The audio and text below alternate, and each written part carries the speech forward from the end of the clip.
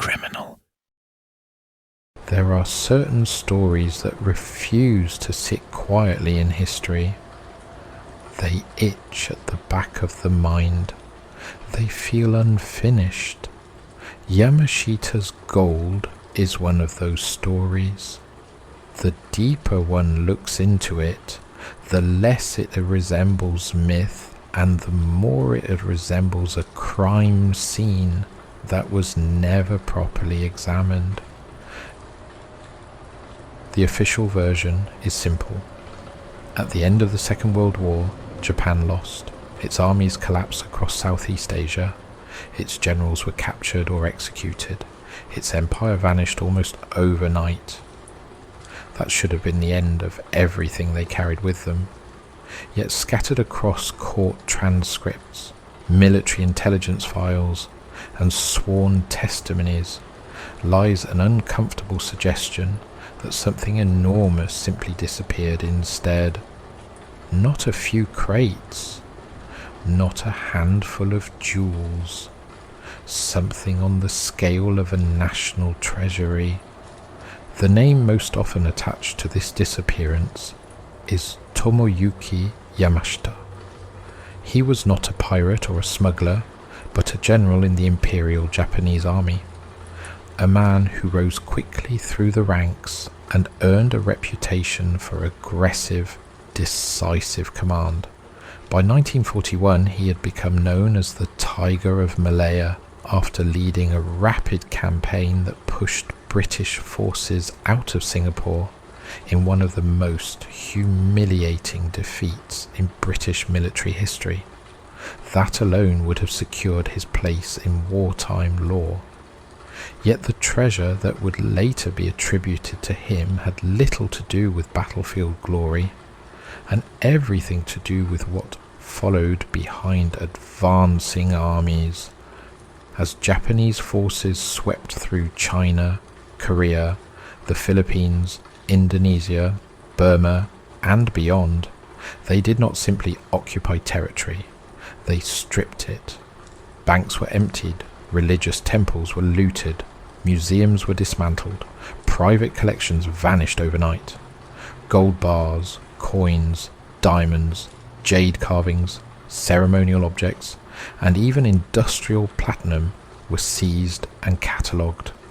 Some of this was done chaotically by soldiers looking to enrich themselves, but much of it was systematic.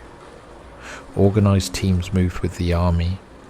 They recorded what was taken and where it came from. The Japanese Empire intended to finance itself with the wealth of the territories it conquered. Transporting that wealth back to the Japanese home islands was straightforward early in the war when sea lanes were secure. Ships carried bullion and artifacts northward under naval escort. As American submarines and aircraft began to dominate the Pacific, however, those shipments became increasingly dangerous. Convoys were sunk with alarming frequency. Entire cargoes of looted treasure went to the bottom of the ocean before ever reaching Tokyo. By 1944, the situation had grown so precarious that Japanese command began to consider an alternative. If they could not safely move the treasure home, they would hide it where it was. The Philippines presented itself as a natural vault. It lay along major shipping routes. It contained extensive mountain ranges riddled with caves, and it was under firm Japanese control for much of the war. Engineers and forced labourers began constructing a network of tunnels, chambers and storage sites across several islands. Some were carved deep into existing cave systems. Others were dug entirely by hand using slave labour. Prisoners of war, conscripted locals, and captured engineers were forced to work under brutal conditions. Many never emerged. Those who did were often executed to preserve secrecy. The intention, according to later testimony, was not merely to hide treasure. but to seal it in such a way that only a select few could ever retrieve it. This operation has been referred to in various sources as Golden Lily, though the exact structure and command hierarchy remain murky. What is less murky is the pattern of transport that occurred in the final years of the war. Witnesses reported convoys of trucks moving at night, heavily guarded, carrying sealed crates towards remote mountainous areas. Some of these convoys were attacked by guerrilla fighters who believed they were carrying ammunition or supplies. When the crates were opened after such attacks, they reportedly contained gold bars, religious statuary, and sacks of coins. Surviving Japanese officers later described entire caverns filled floor to ceiling with wooden boxes reinforced in steel. As American forces pushed back into the Philippines in 1944 and 1945, the pace of concealment accelerated. Engineers rigged tunnels with explosives designed to collapse entrances. Chambers were flooded deliberately to prevent access. In some cases, according to sworn accounts, labourers and junior officers were locked inside vaults before they were sealed, ensuring that no living witness could reveal their locations. It is one of the more disturbing elements of the story. Skeletons discovered decades later in partially collapsed tunnels were sometimes found with hands bound or positioned as if they had died clawing at rock and timber. Whether every such discovery relates directly to the treasure caches is impossible to prove, but the pattern is difficult to ignore. By the time Japan formally surrendered in August 1945, much of this hidden wealth had vanished from any official record. Yamashita himself had been appointed commander of Japanese forces in the Philippines during the final phase of the war. His position placed him, at least on paper, in proximity to whatever remained of the hidden caches. When he was captured by American forces in September 1945, interrogators were keenly aware of rumors concerning buried treasure. They questioned him extensively. Official transcripts suggest he denied detailed knowledge of specific sites. Other accounts, particularly those that surfaced years later, claim he provided partial information under intense interrogation. The truth likely sits somewhere between those extremes. What is certain is that Yamashita was tried not for treasure, but for war crimes committed by troops under his command. His trial was swift and controversial, establishing a precedent that a commander could be held responsible for atrocities carried out by forces he did not directly control. He was convicted and executed by hanging in February 1946. If he possessed precise knowledge of hidden vaults, he took it with him. In the immediate aftermath of the war, the United States military conducted extensive searches across the Philippines for weapons caches, documents, and any remaining Japanese assets. Some gold and valuables were indeed recovered. Records exist of bullion shipments being catalogued and transferred to Allied control. Yet these recoveries accounted for only a fraction of the wealth believed to have been seized across Asia. Rumours persisted that far larger hoards remained hidden in mountain tunnels and sealed chambers, inaccessible without specialized equipment and precise knowledge of their locations. For decades, the story remained largely confined to local folklore and scattered intelligence reports. Then, In the early 1970s, a Filipino locksmith and amateur treasure hunter named Rogelio Roxas claimed to have stumbled onto something extraordinary. Acting on information from elderly Japanese veterans and local guides, Roxas and his team began exploring cave systems north of Manila. After months of searching, they reportedly broke into a sealed chamber containing a large golden Buddha statue and numerous boxes of gold bars. The statue alone was said to be solid gold and so heavy that it required several men to move it.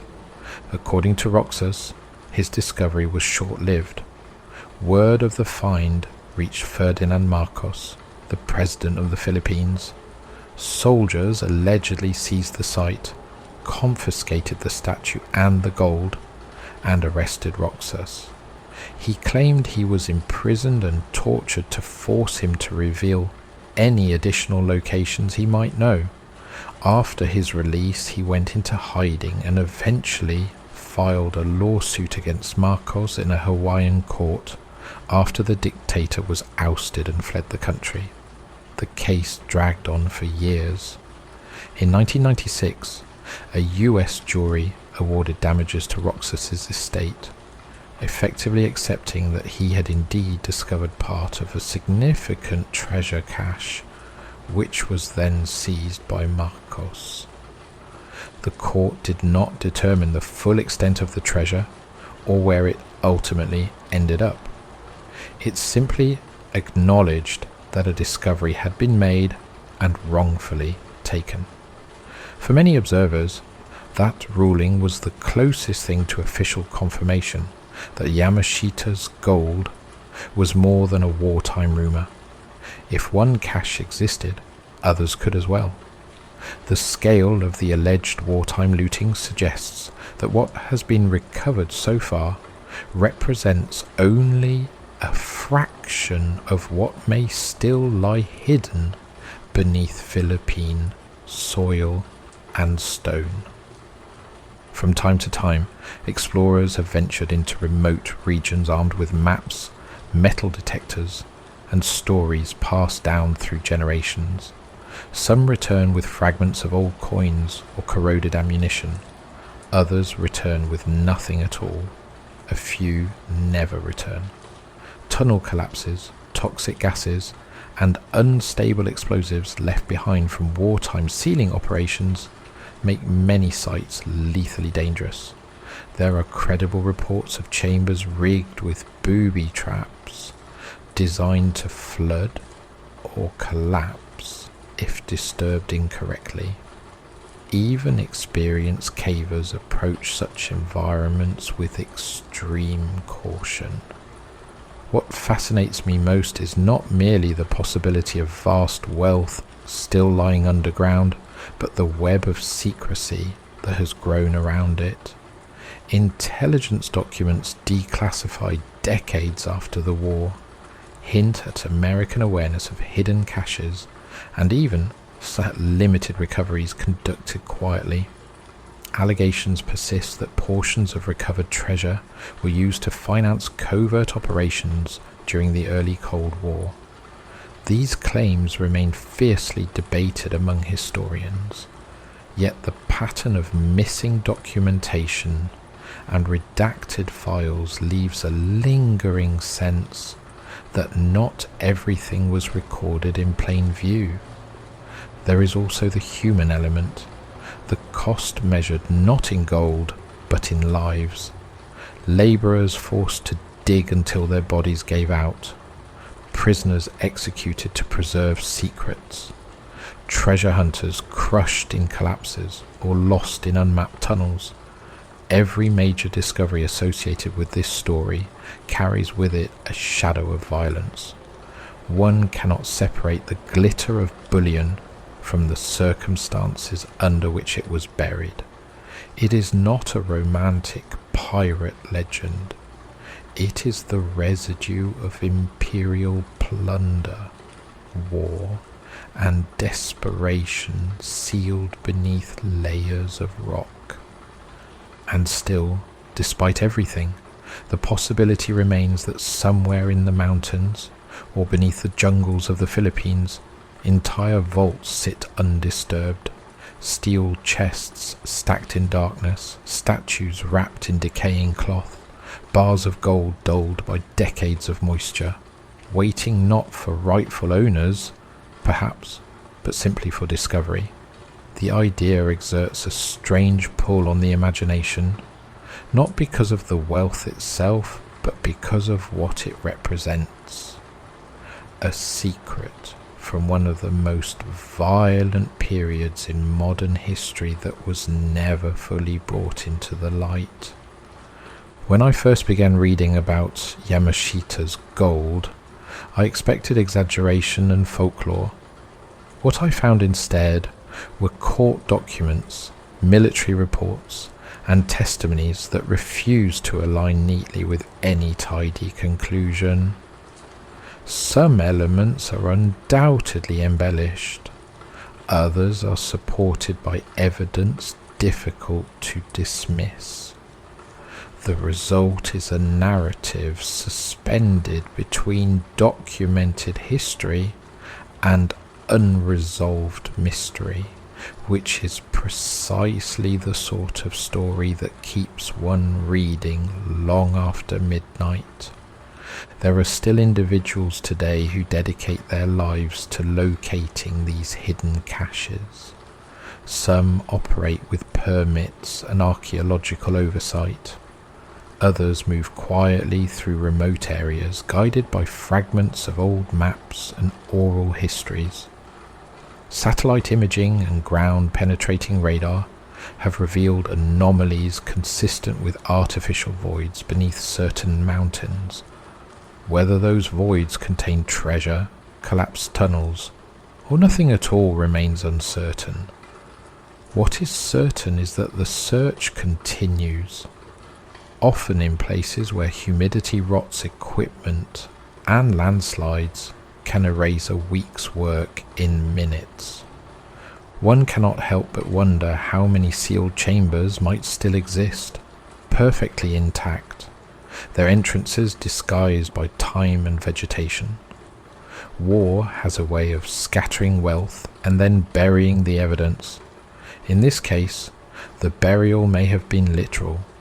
If even a portion of the estimates are accurate, Yamashita's gold would rank among the largest lost treasures in human history, not in legend, but in verifiable potential.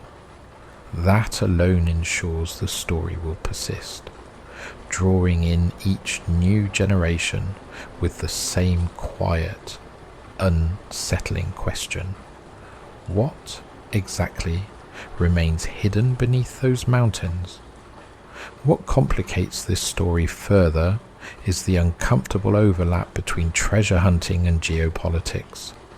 By the late 1940s and early 1950s, the Philippines had become a strategic focal point for the United States in the emerging Cold War. American military bases dotted the islands. Intelligence operations moved quietly through Manila and beyond.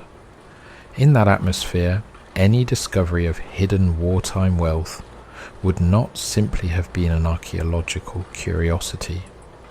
It would have represented a financial resource capable of influencing entire governments. There are persistent claims, supported by fragments of declassified material, that certain caches were located and quietly removed under military supervision. Official confirmation remains elusive, but references appear in enough places to suggest that at least some recoveries took place without public disclosure. A number of former intelligence officers later hinted at a covert recovery program conducted in the immediate post-war years. According to these accounts, information extracted from captured Japanese officers and engineers led Allied teams to several sealed sites. These operations were allegedly carried out with extreme secrecy, often at night, and involved the rapid removal of bullion and artifacts which were then flown or shipped out of the country. Where that material ultimately went is a matter of intense speculation. Some believe it was repatriated to rightful owners. Others contend it was absorbed into covert funds used to finance anti-communist operations across Asia and Europe. The lack of transparent accounting has fueled decades of suspicion. One of the more unsettling aspects of these alleged recoveries concerns the condition of certain tunnels when they were opened. Accounts describe chambers where air had long since stagnated, and bodies lay preserved in the darkness. Engineers and labourers who had been sealed inside to guard the treasure, or to prevent leaks of information, were found where they had fallen. In some cases, they had attempted to claw their way through collapsed rock or blocked exits. The presence of such remains is consistent with wartime practices documented elsewhere in the Pacific Theatre, where secrecy was often enforced with lethal finality. Any team entering these vaults decades later would have encountered not just gold and artifacts, but the physical evidence of how ruthlessly those secrets were protected. Rogelio Roxas's case, though often sensationalized, remains one of the few moments where the story surfaced in a courtroom rather than in rumor.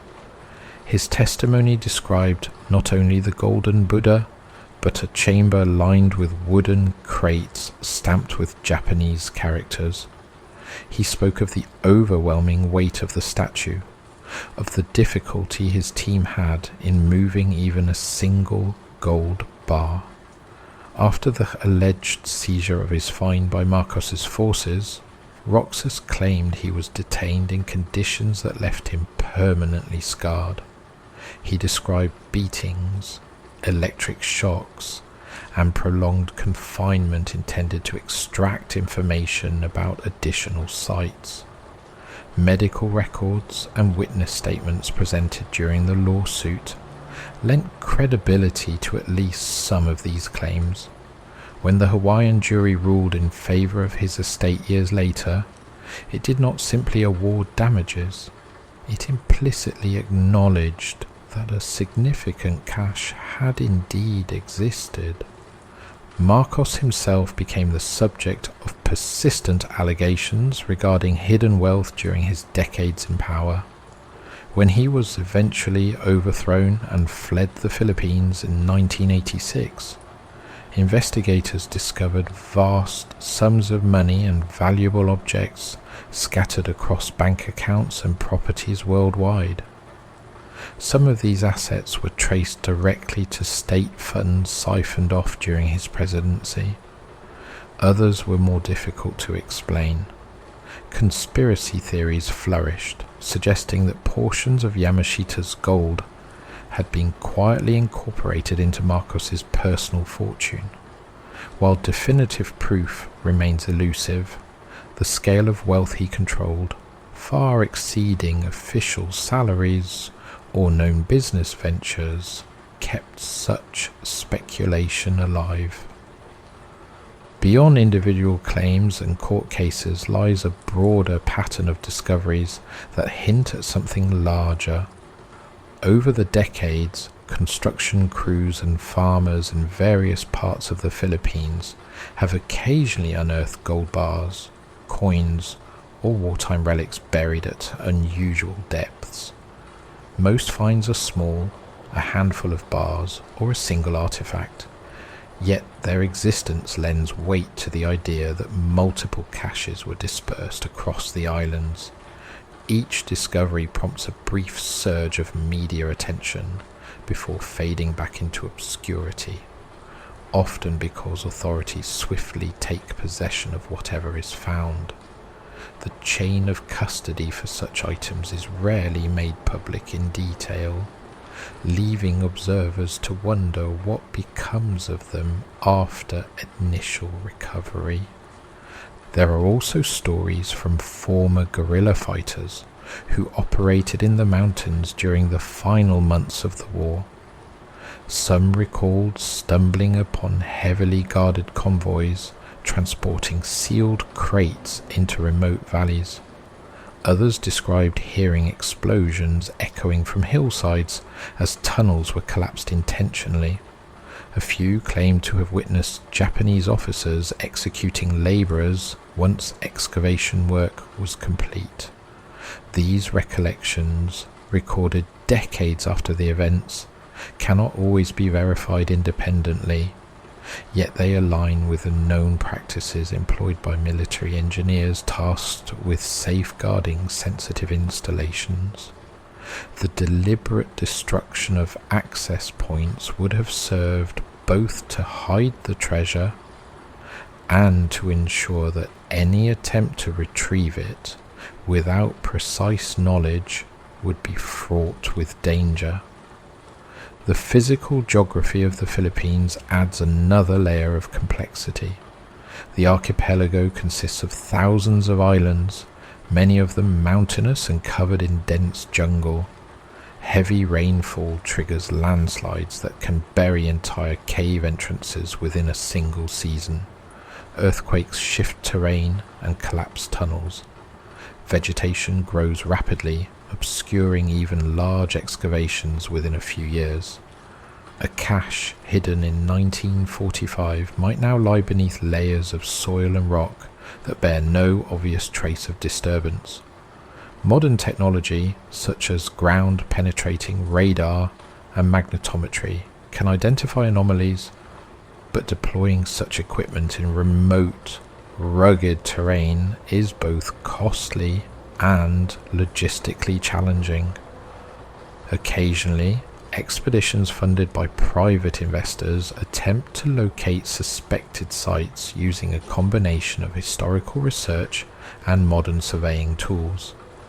These ventures often operate on the edge of legality, navigating a maze of permits, land rights, and local politics.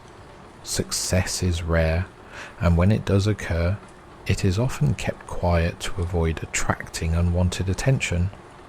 There have been reports of teams discovering sealed tunnels only to find them flooded or rigged with explosives that remain volatile decades after being placed. One particularly grim account describes a group of explorers who triggered a collapse while attempting to clear an entrance. 2 were killed instantly, crushed beneath tons of rock, and the remainder abandoned the site without ever seeing what lay beyond. The danger is not limited to structural instability.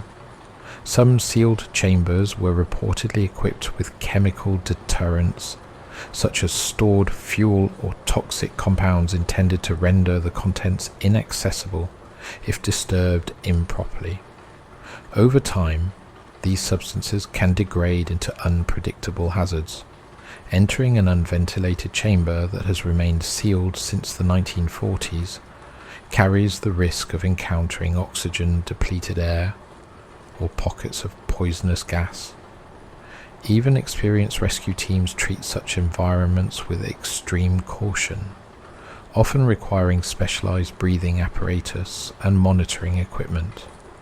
For independent treasure hunters, such precautions are rarely available, making each descent into a suspected tunnel a gamble with lethal stakes. Despite these risks, the allure of Yamashita's gold persists. It is not merely the promise of wealth that draws people in, but the sense of standing on the edge of an unresolved chapter of history. Unlike mythical lost cities or purely fictional pirate hordes, this treasure is anchored in documented events. Armies did move across Southeast Asia. Wealth was systematically seized. Engineers did construct hidden storage sites. Witnesses did describe convoys of gold disappearing into mountains. Courtrooms did hear testimony acknowledging at least one confirmed discovery. each of these elements exists within the historical record, lending the story a solidity that most treasure legends lack. There is also a psychological dimension to consider. The idea that immense wealth could be hidden in plain sight, sealed away, and forgotten by all but a few, taps into a deeply human fascination with secrets. It challenges the assumption that modern history has been thoroughly catalogued and understood. If entire vaults of wartime plunder can remain undiscovered for decades, what else might lie concealed beneath layers of bureaucracy and silence? Such questions linger long after one closes the final page of any report or transcript related to this subject. Some historians caution against accepting the most extravagant estimates of the treasure's value. Figures reaching into the hundreds of billions are often based on extrapolations and assumptions rather than verifiable inventories. Yet even conservative assessments suggest that the amount of gold and valuables unaccounted for at the end of the war was substantial. Whether that wealth was gradually recovered by governments, stolen by individuals, or still lies hidden in sealed chambers is the central mystery. Evidence exists to support each possibility. None has been proven conclusively. From time to time, rumors surface of newly discovered maps or diaries belonging to Japanese officers involved in the concealment operations. These documents, when they appear, are typically fragmentary and difficult to authenticate. Some contain coordinates that lead nowhere. Others describe landmarks altered or erased by decades of environmental change. A few have prompted small-scale excavations that yielded only rusted ammunition or collapsed tunnels. Yet even failed searches contribute to the ongoing narrative, reinforcing the sense that something significant remains just out of reach. It is tempting to imagine a future discovery that settles the matter definitively. A sealed chamber opened under controlled conditions, rows of intact crates stacked exactly as described in wartime testimony, artifacts catalogued and traced back to their countries of origin.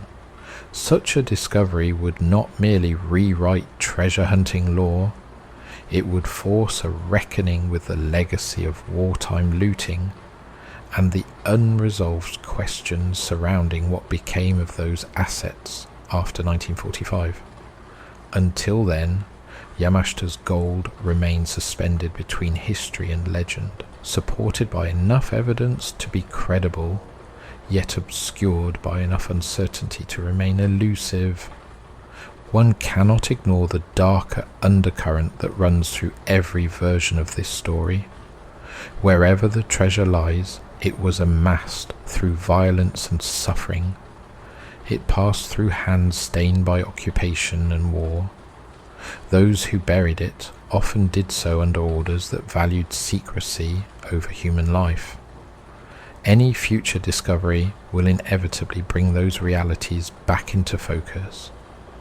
Gold may endure unchanged for centuries, but the circumstances of its concealment leave marks that do not fade as easily.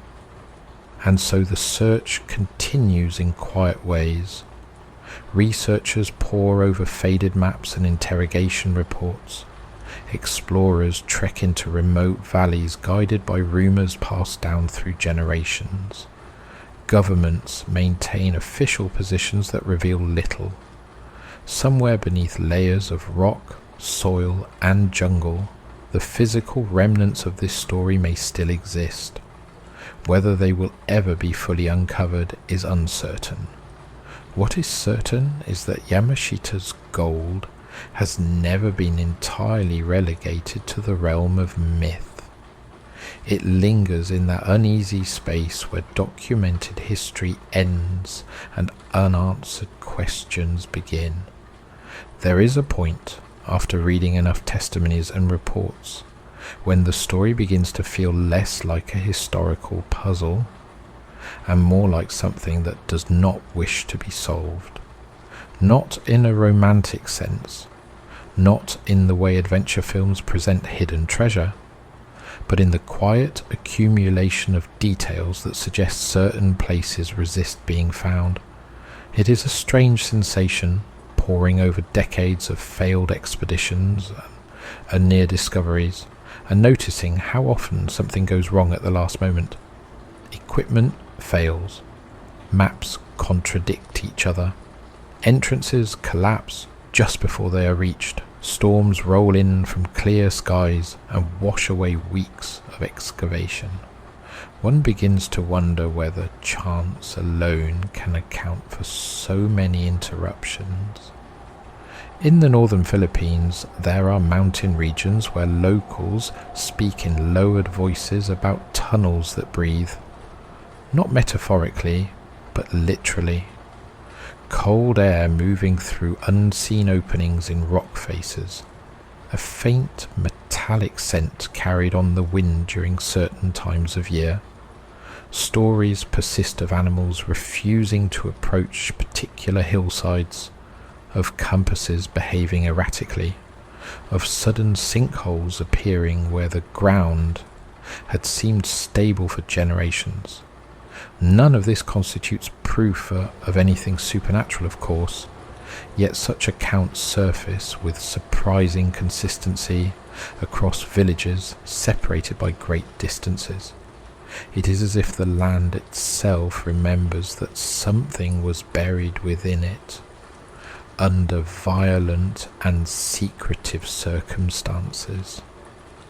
Several modern exploration teams have reported experiences that are difficult to explain.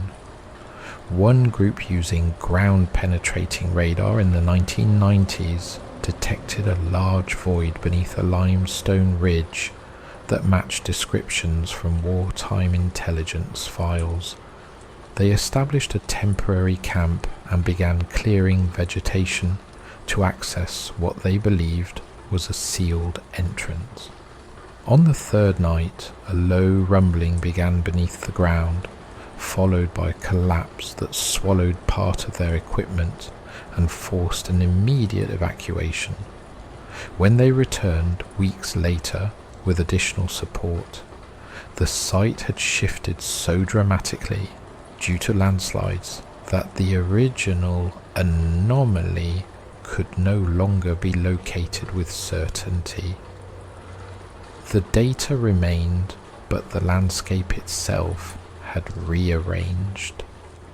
Another account comes from a surveyor hired by a private investor who claimed to possess a map derived from Japanese wartime documents.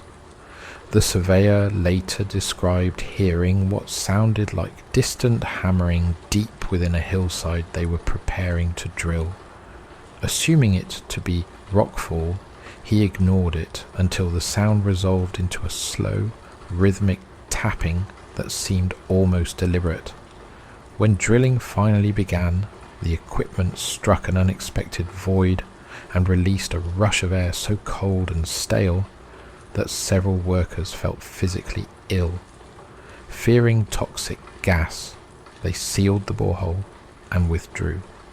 Attempts to resume work were abandoned after repeated mechanical failures and a minor explosion caused by trapped vapors. The site has not been revisited since. Stories like these circulate quietly among those who have spent time searching for the treasure. They are rarely discussed publicly for fear of ridicule, yet they persist in private conversations and unpublished journals. A recurring theme emerges. The closer one gets to a potential cache, the more unpredictable events become. Sudden illnesses, navigation errors in familiar terrain, electronic equipment losing power without clear cause. None of this can be verified in any scientific sense, but the pattern is intriguing. Treasure buried in haste during wartime might be expected to remain inert, a simple matter of geology and time. Instead, many who approach these suspected sites describe a sensation of intrusion, as though stepping into a space that resists disturbance. There is also the matter of the sealed chambers themselves. Japanese engineers tasked with hiding the treasure were meticulous. Some tunnels were designed with false passages leading to dead ends or traps. Others incorporated flooding mechanisms triggered by shifts in pressure or temperature. Over decades, these systems would have degraded unpredictably. A chamber that once contained dry air might now be partially submerged. Timber supports would have rotted, leaving ceilings balanced on the verge of collapse. Yet in a few cases where partial openings have been achieved, explorers reported finding interiors eerily intact, as though time had slowed within the sealed environment.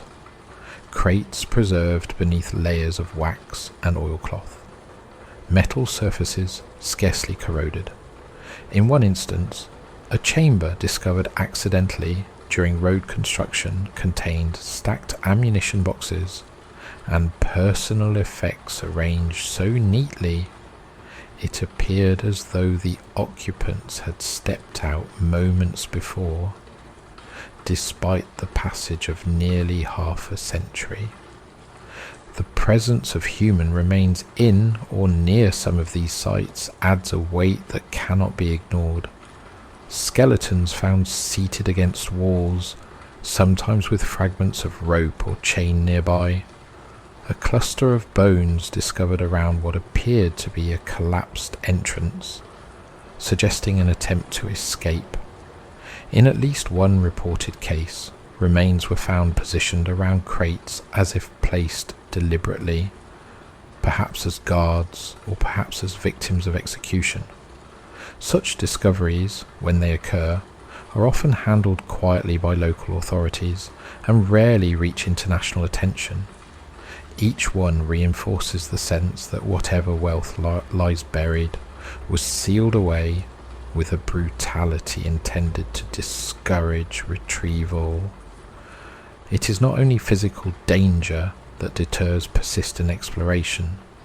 There are accounts of individuals who became consumed by the search in ways that bordered on obsession.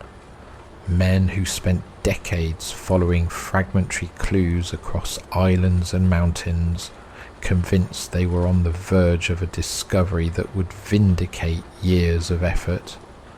Some died in poverty, leaving behind notebooks filled with coordinates and sketches that led nowhere.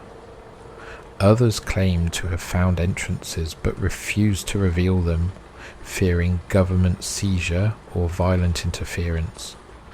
In several instances, those who spoke openly about imminent discoveries suffered accidents or sudden illness before they could return to their sites. Whether coincidence or something more deliberate, the pattern has contributed to an atmosphere of unease surrounding the entire subject. One cannot ignore the psychological effect of prolonged searching in environments steeped in wartime memory. Dense jungle can distort sound and distance. Cave systems disorient even experienced navigators. The knowledge that forced labourers and prisoners died constructing these tunnels lingers in the mind, especially when one encounters rusted tools or remnants of old camps. It becomes easy to imagine that the places themselves carry an imprint of what occurred there. Even skeptical explorers sometimes describe an oppressive stillness inside certain caverns, a sensation that encourages quick exits rather than careful examination. Satellite imaging in recent years has revealed anomalies beneath several regions long suspected of concealing caches, perfectly geometric voids inconsistent with natural formations, metallic signatures buried deep within mountainous terrain. Yet attempts to secure excavation permits often stall or are quietly denied. Official explanations cite environmental concerns, unstable geology, or cultural preservation. Unofficially, some believe that authorities prefer certain locations remain undisturbed. If substantial treasure were uncovered, questions of ownership would become immediately contentious. Nations across Asia could lay claim to assets taken from their territories. Private discoverers would demand compensation. Governments might be forced to account for any previous recoveries kept off record. In that sense, the treasure represents not just wealth, but a complicated legacy that few institutions seem eager to confront directly. And so the mountains keep their silence. Rain falls, vegetation grows, landslides reshape valleys. Beneath it all, sealed chambers may still exist, holding objects last touched in the final frantic months of a collapsing empire. Gold bars stacked in darkness, statues wrapped in cloth that has long since decayed, crates bearing markings from banks and temples that no longer remember what was taken from them. Time passes differently underground. Metal does not forget. Stone does not speak. Yet occasionally, in certain places, there are hints that something remains aware of its own concealment. I find myself returning to one particular account recorded by a journalist who spent years interviewing elderly villagers in remote regions of Luzon. Several described a hillside where, on rare nights, a faint glow could be seen emanating from cracks in the rock, as though reflected light moved far below the surface.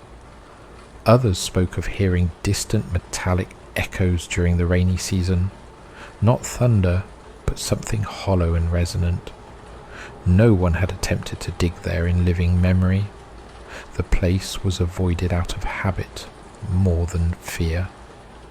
When the journalist visited the location himself, he reported nothing unusual, beyond an overwhelming sense of stillness. Yet even he admitted to leaving sooner than planned, unsettled by a sensation he could not quite articulate. Perhaps these stories are simply the natural byproduct of a mystery that has persisted for generations. Human beings have always filled gaps in knowledge with speculation and myth.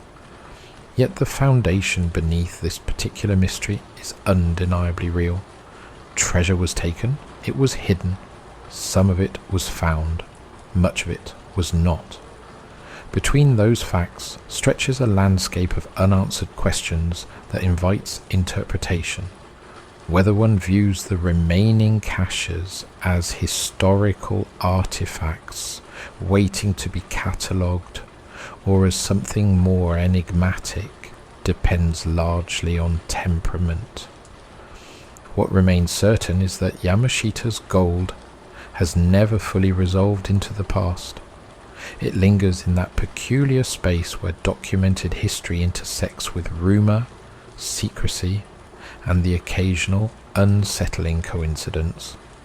Somewhere beneath jungle and stone, there may still be vaults that have not been opened since the day they were sealed. If they are ever found, they will not merely reveal wealth. They will release a fragment of history preserved in darkness, along with whatever echoes of human intention and suffering were locked inside with it.